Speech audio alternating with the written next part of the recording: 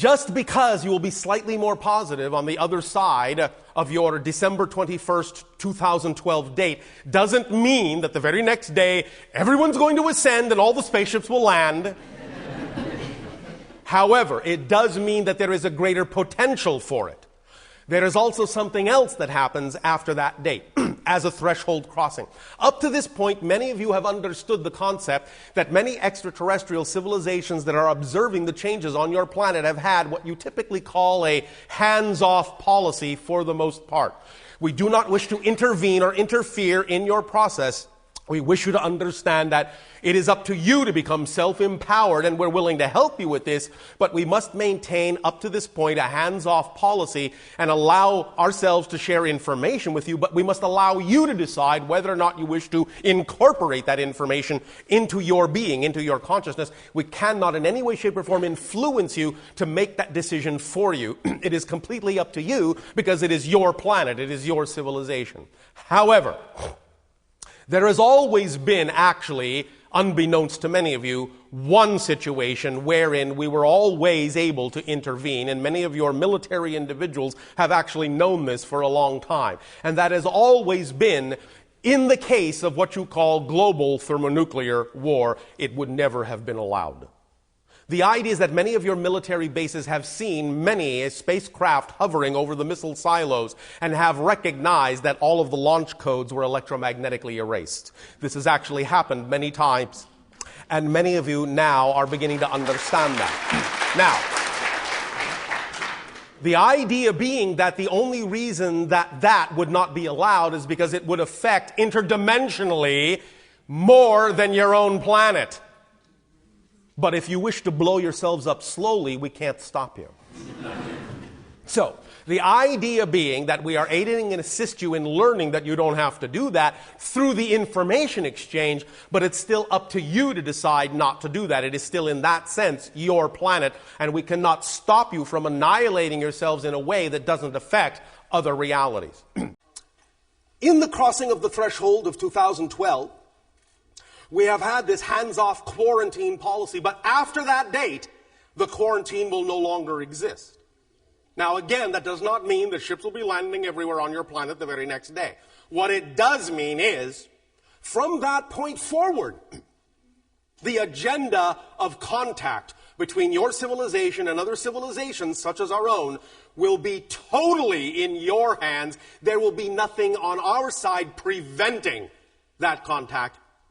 But we will still take our cue from all of you as to whether or not you're actually ready energetically for such contact. Now, going ahead with the idea of the future, as we read your energy now collectively, it seems likely, most probable, if things do not change, that your inertia, your momentum in this direction will allow, after your year of 2015, you will know for a fact, I'm not saying how you will know this, so please do not read into what we are saying anything we have not said.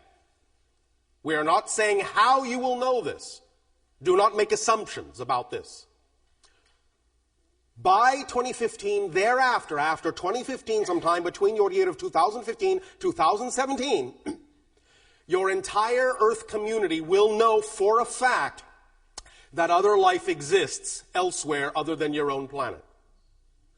From that point forward, you will find that the most likely scenarios will be that there will be a few isolated contacts that will begin to step up and increase around your planet on a small individual basis or small group basis.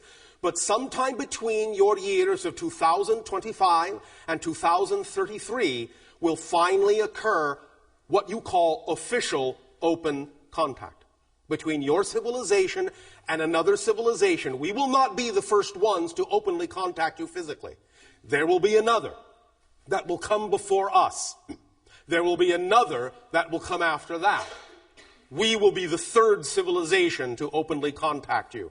And there will be more after us as those decades progress. Until such time as you will find that beginning around your year of 2037, You will be being, in a sense, assisted in the very beginning stages of becoming, at whatever pace you are comfortable with, the global community that will eventually allow Earth to join what we call the Association or Interstellar Alliance as a new member, which you will be by 2050.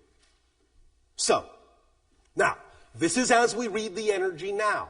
And in those times, obviously, many different kinds of changes will need to occur on your planet, sociologically, politically, economically, so on and so forth. But they will only occur at whatever rate you are willing to let go of old beliefs of what you think you need, old fears that keep you from being your true full selves, but you are moving in that direction, and this is what the future holds for you if you continue in that way.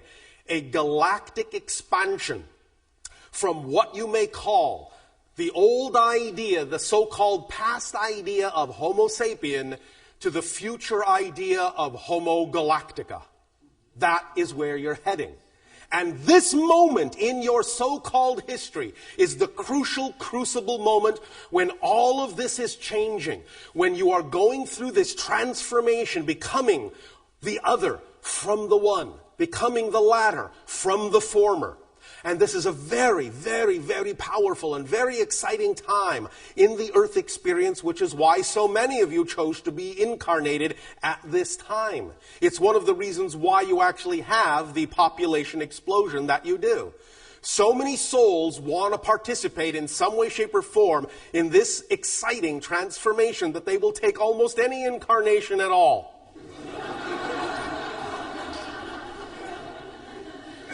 Some will take themselves out quickly, but that's all right. That's all they needed to experience, to aid and assist in whatever way they wish to, or to gain the experience and have their soul understand that experience. It all works. It's all an orchestration. There are no accidents in that context on that level. Nevertheless, you are all hand in hand doing, in a sense, what needs to be done to bring all this idea out in the open. Many of you recognize that there may seem to be, from one perspective, an acceleration of negativity, an acceleration of violence. But really, this is because you're at the end of the cycle of limitation and you have to get it all out on the table and deal with it now because there isn't that much time left to deal with these things. You have to get all of the negativity out on the table in front of your face so that you can consciously decide what kind of a world you really prefer to have. So now that you know you're strong enough to deal with it, you're getting it all out of your system as fast as you can, having the most extreme examples come up because you are strong enough to deal with it. This is why recently we have now begun to remind you and allow you to know and help you to understand that while many people on your planet have for a long time thought that incarnating on Earth and being a human being on the Earth means that you're in some kind of low-level kindergarten compared to other galactic societies, nothing could be further from the truth.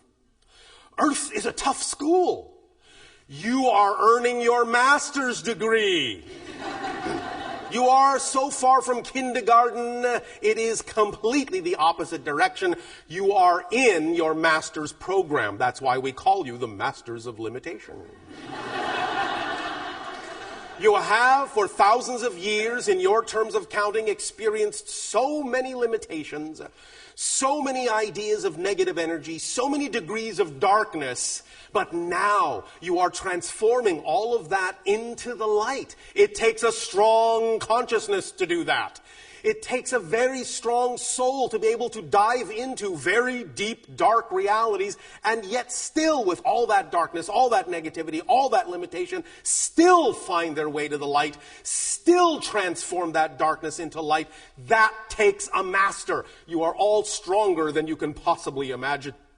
And you are not only learning this for yourselves, you are teaching this to other civilizations who may be going through their own transformations as well. Because Earth is one of the most, in a sense, limiting, not the only one, but one of the most limiting experiences we have ever come across. And other civilizations may be going through their own transformations, but may not be to the degree of limitation that you have experienced on Earth, to the degree of density that you have experienced on Earth. So the idea is that if they can look to you, and we help them look to you, we tell them stories about you and what you do, and when they look to you and go, well, if they can do it, then it's easy for us. So they learn from you. You are being not only great learners, but you are being great teachers.